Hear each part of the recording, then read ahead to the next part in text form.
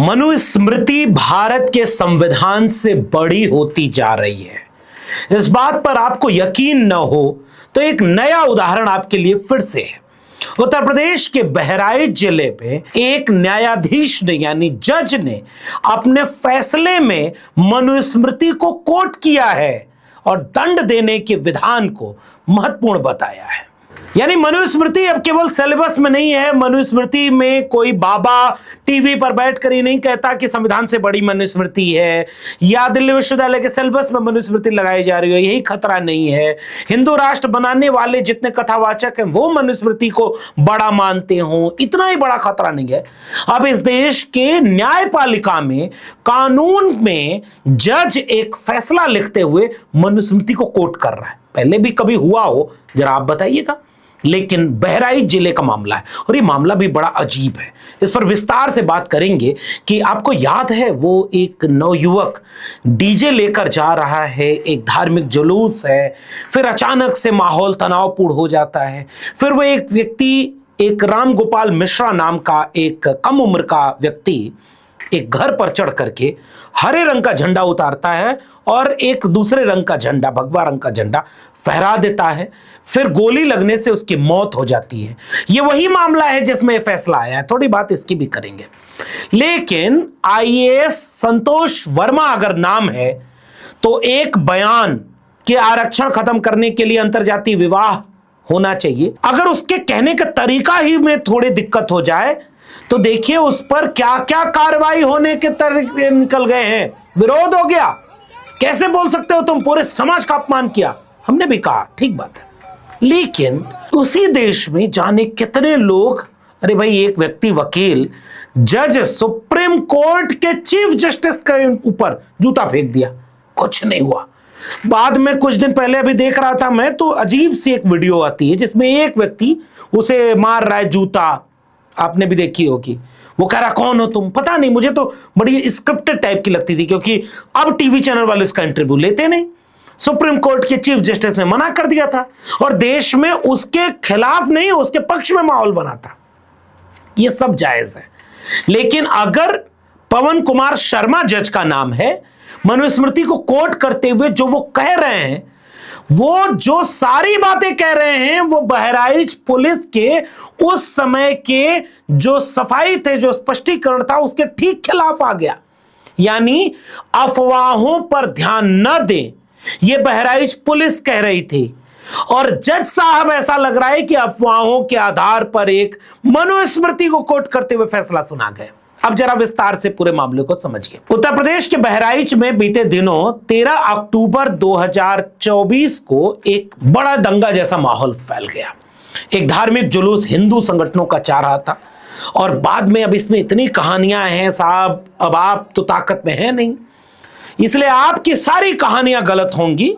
लेकिन मैं आज जज साहब को भी कुछ वीडियो दिखाऊंगा और वो पुलिस का बयान भी दिखाऊंगा जो उनके निर्णय में कहीं नहीं आया। 142 पन्ने का उन्होंने फैसला सुनाया है। सरफराज नाम के एक आरोपी को सजाए मौत सुनाई है, बाकियों को आजीवन कारावास सुनाया है और 13 में से 3 को केवल बरी किया गया है। फिर क्या हुआ था?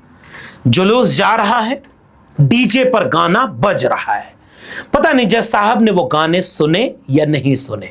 अब चूंकि जज साहब हैं, उन पर कोई टिप्पणी कर देंगे तो कंटेम्प्ट ऑफ कोर्ट लग जाएगा भाई, याद रखिएगा।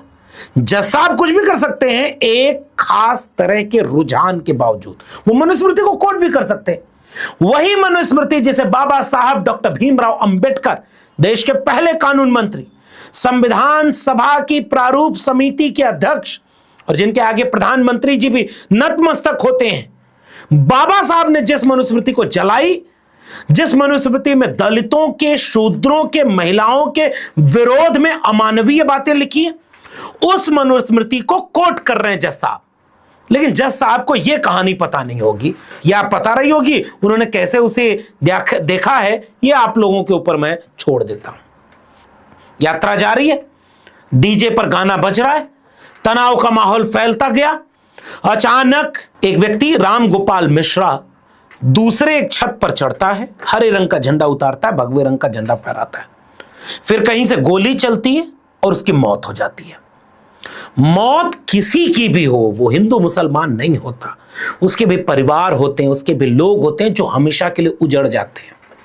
इसलिए कोई भी इस तरह की हिंसा, दंगे जैसा माहौल किसी भी सभ्य समाज के लिए कतई जायज नहीं है। और कोर्ट होते भी हैं इसीलिए ऐसी सजा सुनाने के लिए कि अगली बार ऐसा कुछ ना हो। लेकिन जब फैसला लिखा जा रहा था तो ये सारी कहानी पता नहीं वहां कैसे देखी गई, मुझे नहीं पता, आप जरा पता लगाइएगा कि पत्थर पहले चला या डीजे पर गाना ऐसा बजा और मोहल्ला उधर जहां पर जाना और जाकर वही गाना बजाना। अब ये पता नहीं जायज है, हो सकता है नए भारत में ये सब कुछ बहुत अच्छा हो। और इतनी वीडियोस वायरल हुई, जैसा साहब कितनी वीडियो आपने देखी। चलिए सबसे पहले सबसे अहम मुद्दे पर बात करते हैं। नाखून खींचा गया, इतनी बेरहमी से मारा गया, ये किया गया, वो किया गया, इतने तरह की अफवाह सोशल मीडिया पर फैल गई। केवल गोली लगने से राम गोपाल मिश्रा नहीं मरा है, उसके साथ बेहद अमानवीय हरकतें की गई।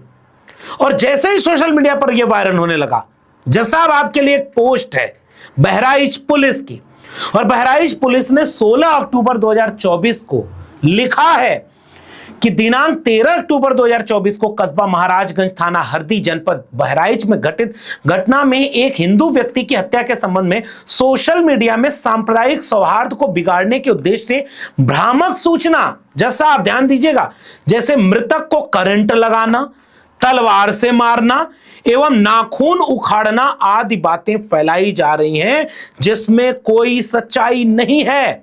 पोस्टमार्टम में मृत्यु का कारण गोली लगने से होना पाया गया है। इस घटना में एक व्यक्ति के अतिरिक्त अन्य किसी की मृत्यु नहीं हुई है। अतः सभी से अनुरोध है कि सांप्रदायिक सौहार्द को बनाए रखने के लिए अफवाहों पर ध्यान न दें व भ्रामक सूचनाओं को प्रसारित न करें। जैसा ये बहराइच पुलिस ने कहा था और जिन बातों को आपने जजमेंट में कोट किया है उसको इन्होंने अफवाह माना था। अब दोनों में से तो एक सही होगा। आप जज हैं, आपने पैरवी की होगी, इतने लंबे समय तक ट्रायल चला होगा, आपने सारे तथ्य देखे होंगे। मैं उम्मीद करता हूं, क्योंकि मैं अगर कुछ भी दाएं बाएं बोलूंगा, आप साहब कुर्सी पर इतने बैठे हैं और हुकूमत कैसी है ये आप भी जानते, तुरंत मामला बदल जाएगा। लेकिन ये जो हुआ इसका जवाब क्या है जज साहब, एक नागरिक के तौर पर हम भी जानना चाहते हैं।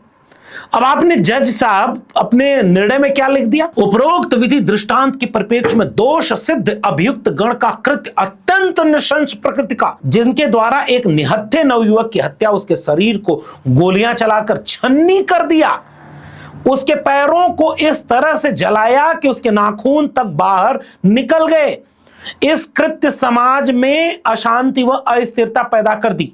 दोष सिद्धों के इस कृत्य से मानवता कराह उठी, सामाजिक व्यवस्था चरमरा गई तथा विखराव के कगार पर पहुंच गई।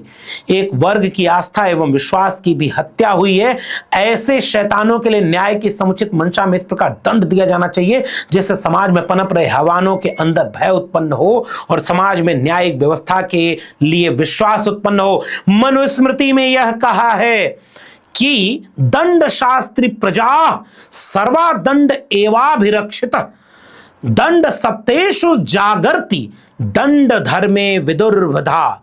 मनुस्मृति के अनुसार प्रजा द्वारा राज धर्म का पालन किया जाए, इस दृष्टि से दंड विधान का होना नितांत आवश्यक है।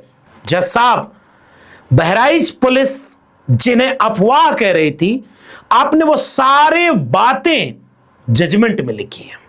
बाकी फैसला मैं पूरे देश की आवाम पर छोड़ता हूं। जज साहब है, सब देख करके, सब जान करके, जांच पड़ताल करके फैसला लिखा होगा और बहुत सोच समझकर मनुस्मृति को कोट किया है। दंड का महिमा बताने के लिए मनुस्मृति के अलावा भारतीय ज्ञान मीमांसा में न तो कोई दूसरी किताब है, न कहीं दूसरा रेफरेंस है, न कहीं दूसरा उद्धरण है। और जज साहब ने शायद मनुस्मृति के अलावा और कुछ पढ़ा नहीं पढ़ा। जज है भाई, मैं कुछ भी बोलूंगा तो दाएं बाएं हो जाएगा। लेकिन जज साहब, संविधान में अपने आप ये सारे प्रावधान है, मनुस्मृति की याद क्यों आई? और आपको संविधान की नहीं याद आई वो एक बात है, लेकिन अब संविधान के मानने वाले बहराइच पुलिस बनाम इस मामले का, जिसे अफवाह मान रही थी बहराइच पुलिस, उसे आपने जजमेंट में लिख दिया। अब इससे क्या होगा? जज साहब, मैं आपको कुछ वीडियो दिखा देना चाहता हूं जो मुझे पक्का यकीन है कि आपने इस फैसले में जरूर देखी होंगी। कई वीडियो एक साथ देख लीजिए।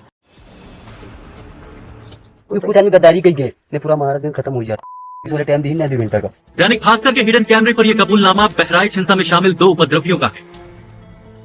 क्या ये हिंसा पहले से प्लान थी? इस सवाल का जवाब जानने के लिए दैनिक भास्कर ने इन्वेस्टिगेशन की, जिसमें 3 किरदार सामने आए। पहला उपद्रवी, दूसरा पुलिस अफसर और तीसरा वो थाना प्रभारी जिस पर कार्रवाई की। हिंसा से जुड़े उपद्रवियों ने कहा पुलिस ने सिर्फ 2 घंटे की छूट दी, अगर वो गद्दारी नहीं करते तो पूरा महाराजगंज जला देते। लोग पागल हो गई कि एक बार मुसलमानों को गिरा देना है, समझो ये एजेंसी जल गई, गाड़ियां जल गई, तो दुकानें जल गई। तो कई बंदे थे, कोई हम जरूरी थोड़ी ना हम ही फूकेंगे, जिसका नंबर आ गया है वही फूक देगा। तो सारे पुलिस वाले हट भी गए, सारे हरदी थाने के थे, तो हमारे क्षेत्र ये वहाँ मौजूद थे। अच्छा। मूर्ति में, ठीक। इन लोगों ने गद्दारी की वहाँ, ये सारे सस्पेंड हो गए हैं, दूसरे आए। इन्वेस्टिगेशन का दूसरा किरदार हरदी थाने में पूर्व में तैनात रहा एक पुलिसकर्मी है, जिसने कहा यहाँ विधायक का रुतबा इतना है कि बिना उसकी इजाजत के पत्ता भी नहीं हिलता। बाकी फैसला मैं उत्तर प्रदेश और पूरे देश के आम आवाम के हाथ में छोड़ देता हूं। वो जज हैं, वो कुछ भी लिख सकते हैं, लेकिन इस देश में अब जो गति है, जिस दिशा में चीजें जा रही हैं, मीडिया में जिस तरह खबर आई उसके बाद सोचिएगा कि ये देश किस दिशा में जा रहा है।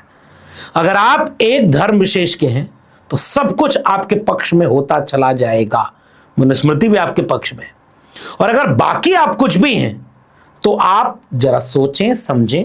और आखिर में मेरी गुजारिश, हिंदू मुसलमान, मंदिर, मस्जिद, किसी भी तरह के दंगे, तनाव, झगड़ा, सोशल मीडिया पर किसी धर्म के खिलाफ लिखना, कुछ भी, इनसे नौजवान बचें। रामगोपाल मिश्रा का परिवार जो खोया आज तक नहीं पाया होगा, कभी उसकी क्षतिपूर्ति नहीं हो सकती। और सरफराज को जो सजा मिली है या उसके पहले जितनी कार्रवाई हुई, उन परिवारों को भी कोई दर्द बांटने नहीं जाएगा। गरीब मारा जाएगा, उसका मजहब नहीं होता, लेकिन राज्य का, कोर्ट का और पुलिस का भी तो मजहब नहीं होता। वाकई आप अपनी टिप्पणी नीचे कमेंट बॉक्स में जरूर बताइएगा। फिलहाल इस वीडियो में इतना ही। अगर पसंद आई हो वीडियो तो शेयर करिएगा। चैनल को सब्सक्राइब नहीं किया तो चैनल को सब्सक्राइब जरूर करिएगा। बेल आइकॉन यानी घंटी का बटन दबाएंगे तो अगली वीडियो की सूचना मिलेगी। ज्वाइन करेंगे तो हमें ताकत और हिम्मत मिलेगी। अगर आप इस वीडियो को ट्विटर यानी एक्स या फेसबुक पर देख रहे हैं तो हमें फॉलो करना मत भूलिएगा। फिर मिलेंगे, तब तक के लिए बहुत बहुत धन्यवाद।